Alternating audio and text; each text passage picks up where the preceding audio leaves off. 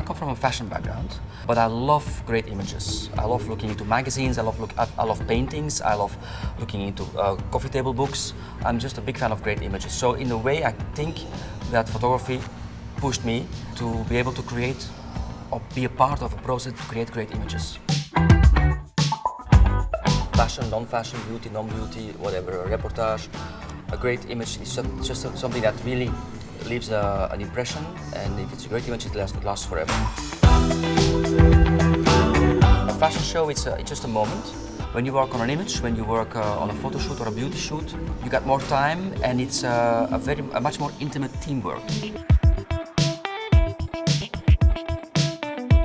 Each one of the laureates has his own point of view, and especially because they're so young, they are really, I mean, I'm surprised, almost humbled by their strong visions. It's very important, it's key to support young talent, to be open-minded, and to share our expertise and our experience, and maybe help them, and then they can feed us also by their naive or young or fresh point of view.